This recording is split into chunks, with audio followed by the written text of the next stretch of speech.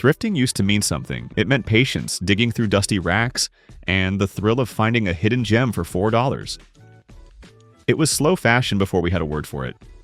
But now, thrifting has become fast fashion's latest costume. And the worst part is, no one's really talking about it. Because here's what's happening. The average American bought 68 pieces of clothing in 2023. That's up 10% from 2021. And 2021 was no ordinary year. People were glued to screens, stressed, bored, emotionally drained, and shopping like it was therapy. The world felt uncertain, so carts got fuller. The fact that clothing purchases have gone up even more since then? That's not just surprising, that's wild. Now combine that spike with the rise of reselling apps like Depop, Vinted, and Poshmark. What do you get? A resale revolution, but not the kind we imagined. These platforms were supposed to slow our consumption. Instead, they're accelerating it. Buying a $7 Shein crop top, wearing it once, then flipping it for $12 as Y2K streetwear isn't sustainability. It's just fast fashion and secondhand wrapping paper. And there's a growing tactic behind it. Some resellers now go one step further. They cut the Shein tags out entirely, list the pieces as unlabeled boutique finds, and create the illusion of rarity or vintage appeal. It's not deception, it's strategy. Strip away the brand, slap on a new aesthetic, and suddenly it's not a $7 shine skirt. It's a $20 hand-picked piece from an independent seller. On TikTok and YouTube, you'll find haul videos that double as inventory showcases. Resellers brag about margins, not ethics. They buy cheap, they model, they rebrand, they relist, and repeat. It's a system that looks indie but runs like Amazon. And for shoppers, it creates a false sense of virtue. It's thrifted, they say, as if the carbon footprint disappears with the price tag. But that Shein dress still came on a cargo ship from overseas. That polyester still sheds microplastics in the wash. Secondhand doesn't erase the original harm. It just hides it under a sepia filter and a different product description. Meanwhile, Gen Z is caught in a contradiction. They're the most sustainability-conscious generation to date, but also the biggest drivers of this resale frenzy. And the brands? They're watching. Temu and Shein have already started building their own resale tools. Not because they want to be sustainable, but because they know it keeps their clothes in circulation longer, and in your feed longer too. So what started as a movement for mindful consumption is now being hijacked by the very system it was meant to resist. Thrifting isn't slow anymore, it's optimized, branded, marketed, influenced. And the question we need to ask is this: are we actually saving the planet, or just shopping with better PR? So how did we get here? From genuine thrift stores to Instagram storefronts flipping fast fashion for profit? It starts with intent. The original idea behind thrifting was to reuse what already exists, to reduce waste, save money, and reject mass production. But today, platforms like Depop and Poshmark don't look like community swaps. They look like curated boutiques, filters, ring lights, brand kits. It's not secondhand, it's rebranded retail. And it's growing fast. According to ThredUp's 2024 resale report, the secondhand apparel market in the US hit $43 billion, expected to double by 2027. Sounds like progress, right? But take a closer look. That growth isn't coming from vintage Levi's or your grandma's floral blouse. It's coming from Zara, Shein, Pretty Little Thing, H&M, all fast fashion giants. These aren't clothes being saved from landfills. They're clothes being flipped before the tags even wrinkle. And the most ironic part? A good chunk of those flips come from hauls. Influencers buy 20 items from Shein, film a try-on session, keep a few, and sell the rest online as pre-loved. It's not a side hustle, and it's a business model. Fashion churned out at industrial speed, passed around like trading cards, all under the moral glow of being secondhand. But let's be real, this isn't about sustainability anymore, it's about social capital.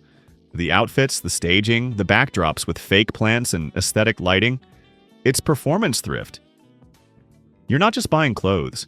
You're buying a lifestyle and identity, a carefully constructed aesthetic that says, I care about the planet, even when the garment came from a warehouse that doesn't. And buyers, they're not blameless either, because the secondhand glow is seductive. People feel better when they buy used. It feels smarter, more ethical. It lets you buy more and feel less guilty, and that's the trap. That dopamine hit you get from clicking buy now feels cleaner when it's not a big box store, but it's still shopping, and the numbers prove it. The average secondhand shopper in 2024 bought 33 items online, more than double the number from 5 years ago. Even more telling? A study from Boston University found that 64% of Gen Z shoppers say they prefer to buy sustainable products, but only 14% regularly research where their clothes come from. That's not a gap. That's a canyon. A canyon the resale industry is more than happy to jump across. Meanwhile, brands are catching on. Fast fashion companies are now launching their own re-commerce platforms. It's not because they've turned green, it's because they've realized that used doesn't mean unprofitable. In fact, it might be even more profitable, especially when someone else is doing the styling, photographing, listing, and marketing for free. That Shein crop top? It's now got a second and third life, each time boosting the brand's visibility without costing them a dime. And this doesn't just hurt the environment, it's warping our perception of value. If a $5 top can be flipped for $15 just by staging it on a cute rug with a latte nearby, what does that say about quality? About labor? About the people who made it? It says we're not buying clothes, we're buying vibes. And in the chaos of aesthetic curation, we've lost the plot. What started as a pushback against consumerism has become a polished, monetized, influencer-driven carousel that spins faster than the clearance rack at H&M. But here's the thing, the carousel doesn't stop on its own. Now, here's where it gets complicated, because it's easy to roll your eyes at someone flipping Shein on Depop, or to blame Gen Z for chasing aesthetics over ethics. But that would be missing the point. This isn't just about individuals making shady choices. It's about the system rewarding them for it. Let's zoom out. Why are people buying 68 new items a year? Why are $4 shirts being treated like single-use plastics? Why are secondhand platforms filled with the same brands responsible for overproduction in the first place? Because the machine was built that way. Clothing isn't priced for durability anymore, it's priced for discard. Fast fashion brands aren't just selling clothes, they're selling cycles. You wear it once, maybe twice, and then it's on to the next drop. It's a model built on constant newness. And the secondhand market? It's just the echo chamber. A place where cheap clothes pretend to find new purpose while still driving the same demand. And consumers, especially those on tighter budgets, are stuck in the middle.